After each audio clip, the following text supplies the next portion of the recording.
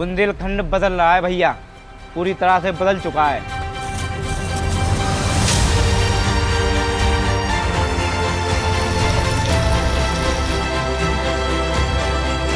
हाँ, हो रहा है, बुंदेलखंड बुलंद हो रहा है।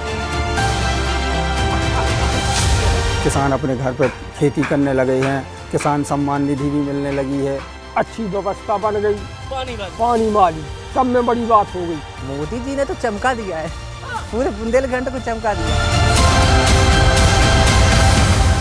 बुंदेलों की सुनो कहानी, बुंदेलों की बाणी में, पानीदार यहाँ का पानी, आग यहाँ के पानी में। नमस्कार, मेरा नाम प्रमोद शर्मा है। मैं इस वक्त खड़ा हूँ बुंदेलखंड में।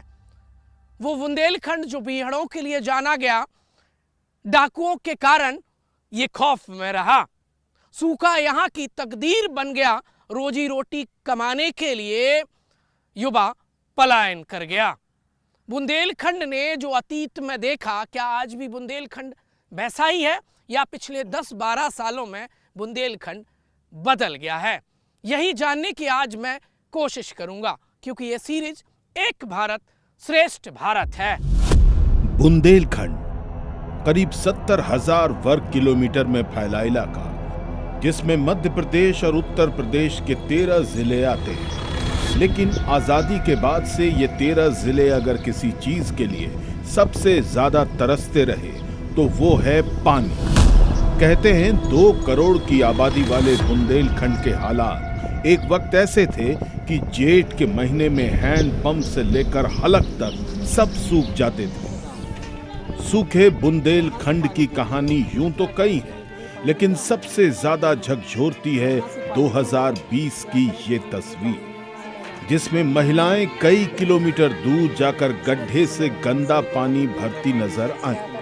पूछा तो बताया गया कि सालों से यही सिलसिला चल रहा है। गंदे पानी को कपड़े से छानकर गुजारा चल रहा है। लेकिन सवाल यह है कि 2020 में जिस बुंदेलखंड की इतनी मार्मिक तस्वीर वायरल हुई थी, उस बुंदेलखंड के बदल जाने का लोग दावा किस आधार पर कर रहे हैं? तो इस सवाल का जवाब हमें मिला बुंदेलखंड के चंबल में, जो हमेशा से खूंखार डाकुओं के कारण जाना गया। अतीत में भले ही लोगों के घरों में पानी न रहा हो, मगर बंदूक यहाँ के घर घर में पाई जाती थी, और इन्हीं बंदूकों ने यहाँ पानी के लिए खूब खून बहाया है। डाकू माधो सिंह के गैंग में डकैत रहे राम स्वरूप सिंह बताते हैं कि एक वक्त चंबल के भोसरोली गांव के हालात इतने खराब थे कि एक मटका पानी के लिए 3 लोगों की हत्या कर दी गई। बात 1968 की है। भोसरोली गांव में एक ही कुआं हुआ करता था, जिस पर गांव के दबंगों का दबदबा था। जब दलितों ने इस कुएं से पानी भरने की कोशिश की तो गोलियां चल गई। 87 साल के पूर्व डाकू राम स्वरूप सिकरवार मेरे साथ मौजूद हैं। कैसे हैं दादा? बहुत अच्छे हैं। अरे बंदूक तो छूटता ही नहीं है आपके हाथ से। हाँ, बंदूक तो अब तो छूट गई। हाँ। मोदी आया तो पहले बंदूक रखते थे, अब तो घर रखी रहती है। ये प्रतिष्ठा है बंदूक आपकी? अब नहीं है, अच्छा, पहले थी। भैंसरौली में एक वो पानी वाली क्या कहावत थी कुआं की? पानी की कहावत थी कि पानी एक ही कुआं में पानी भरते थे। हाँ। कोई साधन नहीं था। हाँ। तो आपस में थोड़ा झगड़ा हो गया। हाँ। और गोली चली गई। पूर्व डकैत राम स्वरूप सिकरवार ने बताया कि भोसरौली गांव में अब पानी के लिए खून बहाने की नौबत नहीं आती है।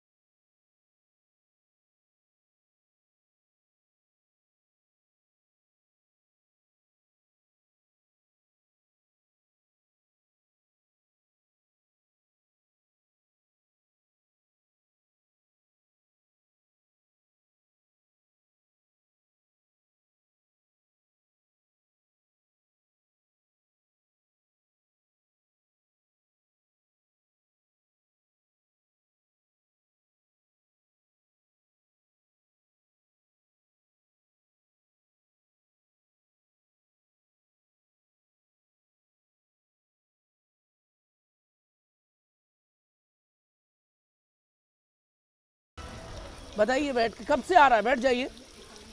ये आज 4-5 महीना से आओ पानी। और पहले कुंगन से रस्सी लेके झोर में जाते, हाँ। पहाड़ के हाँ। वहाँ से पानी ले आते। कितनी दूर से जाते? कम से कम 1 कोस दूर। 1 कोस? हाँ 3 किलोमीटर? 3 किलोमीटर। यहाँ पास में है बहुत दूर कुआ। हाँ।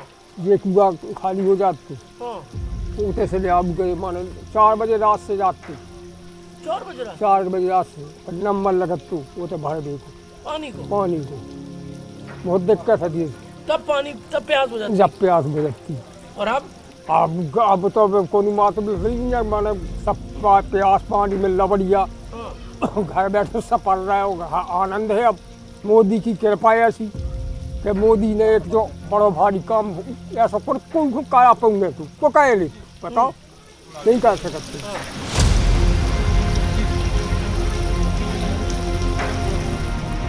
किशोरी से बात करके हम आगे बढ़े तो दूसरे मोहल्ले में ड्रम में पानी भरती बुजुर्ग पुनिया दिखाई दी। हमने सिर्फ एक सवाल पूछा कि अम्मा, पहले के और अब के हालात में कितना फर्क आया है? अम्मा ये बताओ, पहले कहाँ से पानी लाती थी और अब कैसे पानी आ रहा है? पानी कुएं से और माँ हेड पंप से। हाँ। हाँ। और अब जो आगा हम लगो घर पे आ गए? हाँ घर पे आ गए। कितनी फायदा हो रही है? अब बहुत फायदा हुआ कि भर ले तब न दुए में बस। इस मोहल्ले में पानी सिर्फ पुनिया के घर नहीं पहुंचा है, बल्कि हमने देखा कि गली के करीब करीब हर घर के सामने जल वाला नल लगा है। गांव के ही एक तीसरे मोहल्ले की महिला तारा ने बताया कि पहले पानी भरने में छाले पड़ जाते थे, लेकिन अब पानी पहुंचने से सुकून मिला। पहले क्या स्थिति थी पानी की और अब क्या हो गई है? अब जो स्थिति होती कि पानी को जाते सो पाँव में छाले पड़ जाते, मुड़ी पे सिर पे ले आते हैं, और फिर अपने वैसे कपड़ा पड़ा धोते, पीवे के लाने ले आते। और फिर अब आगा पानी सो मोदी ने दे दिया। तो औरतों में क्या फायदा होगा घर पानी आने से? पानी अब पानी से सब हो सो पानी में लगा, हमें पानी ही जरूरी है। ये बताओ, ये कौन सा गांव है और आप कब आई थी गांव में?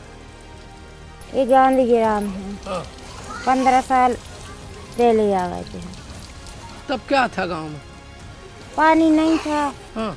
हाँ, कुआ से लेते थे पानी, हेड पंप से। कितनी दूर था कुआ? 1 कोस दूर। कितना टाइम लगा था? लग जाते थे आधा घंटा। हमीरपुर के लोगों ने जो बताया उसे सुनकर एक बात तो साफ हो गई कि पीने के पानी के हालात अब वैसे नहीं हैं जो 1 दशक पहले तक थे। आंकड़े बताते हैं कि बुंदेलखंड में साल 2003 से 2015 तक 3500 किसानों ने सूखे के चलते आत्महत्या की। 10 साल पहले तक बुंदेलखंड के करीब 6000 लोग रोजाना रोजगार के लिए पलायन करते थे। 2018 की एक रिपोर्ट बताती है कि 1 दशक पहले तक बुंदेलखंड की 70% आबादी को पीने का साफ पानी नहीं मिल पाता था। लेकिन जल जीवन मिशन के तहत हर घर नल जैसी योजनाओं से हालात सुधरे। 2024 की एक रिपोर्ट के मुताबिक बुंदेलखंड के 90% से ज्यादा घरों तक नल से साफ पानी पहुंच चुका है। सरकार का दावा है कि जल्द ही बुंदेलखंड के 100% घरों तक पीने का पानी पहुंच जाएगा। बुंदेलखंड की सभी माताएं बहनें हमें भरपूर आशीर्वाद दें ताकि हम इस काम को जल्द से जल्द पूरा करके पीने का पानी आप तक पहुंचा दें। लेकिन सवाल यह है कि क्या हालात किसानों के भी सुधरे हैं? क्योंकि सूखाग्रस्त बुंदेलखंड में किसानी करना किसी अभिशाप से कम नहीं रहा। सच जानने के लिए हमारी टीम टीकमगढ़ के परा गांव पहुंची। यहां हमारी मुलाकात जगदीश अहिरवार से हुई, जिन्होंने बताया कि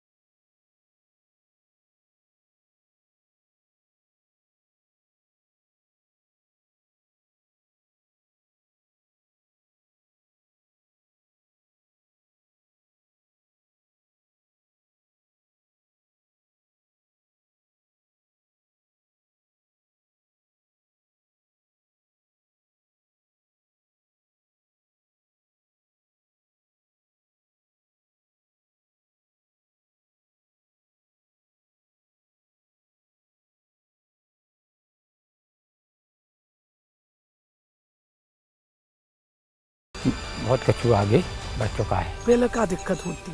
पहले पानी के साधन नहीं थे। हाँ, जब साधन नहीं थे तो आय के स्रोत भी नहीं थे। खाने को मजबूरी थी, बच्चन को पढ़ा नहीं पा रहे थे सर, और कोई कृषि कार्य भी नहीं आगे बढ़ा पा रहे थे। और जब जो है पानी के साधन बढ़े और प्रधानमंत्री कृषि योजना के अंतर्गत जो है जो इसको वैभव, तो उसको लाभ जो है धीरे धीरे प्राप्त हो। टीकमगढ़ से हमारी टीम ललितपुर के साडूमल गांव पहुंची, जहां खेत में सोलर पैनल लगा देख हमारी टीम रुक गई। पूछताछ की तो पता चला कि ये सोलर पैनल पीएम कुसुम योजना के तहत लगा है। अब खेत की सिंचाई के लिए बिजली का इंतजार नहीं करना पड़ता है, बटन दबाओ और पानी ही पानी। रात भर जागा करते थे, तंग आ गए थे, सुकून की नींद नसीब नहीं हो रही थी। अब हो रही है क्या? कन्हैया लाल के पास चलते हैं। कैसे है कन्हैया लाल दादा? भैया राम राम। भैया जब से कुसुम योजना आई, हाँ, सरकार ने ऐसा बढ़िया काम कर दो, हाँ, कि जो है रात में जो है सुख से सो नहीं पाते भैया। अब जब कुसुम योजना आई, सो अच्छे आराम से जैसी दिन जो ऊँगो सो ईखों को नहीं रोक पाओ भैया। सो इतना बढ़िया काम चल रहा, अपनों के दिन भर अच्छे आराम से पानी चला, और शाम के जो है अपने घर जाकर सुकून से सो ले भैया। जब से कुसुम योजना चलाई सरकार ने, बहुत बढ़िया सुकून रहा भैया। आंकड़े बताते हैं कि बुंदेलखंड की दशा सुधारने के लिए युद्ध स्तर पर काम किया गया है। पिछले एक दशक में 6 ऐसी जल योजनाएं शुरू की गईं, जिसका फायदा सीधे लोगों तक पहुंचा है। इसमें पहली है केन बेतवा लिंक परियोजना, दूसरी है जल जीवन मिशन, तीसरी है अटल भूजल योजना, चौथी योजना का नाम है अमृत सरोवर अभियान, पांचवी चेक डैम और जल संरक्षण कार्य योजना, जबकि छठी योजना का नाम है कैच द रेन अभियान। जो लोग कहते हैं कि बुंदेलखंड में का बदल गाओ, उन्हें जो तस्वीर जरूर देख लेना चाहिए कि बुंदेलखंड में गर्मी में, भरी दोपहरिया में, चिलचिलाती धूप में, जब टेम्परेचर 45 के पार है, तब नहर में पानी दिख रहा है। पानी के कारण किसानों के हालात तो सुधरे हैं, लेकिन क्या सबसे ज्यादा पलायन करने वाले इस इलाके में युवाओं को रोजगार मिल पाया है?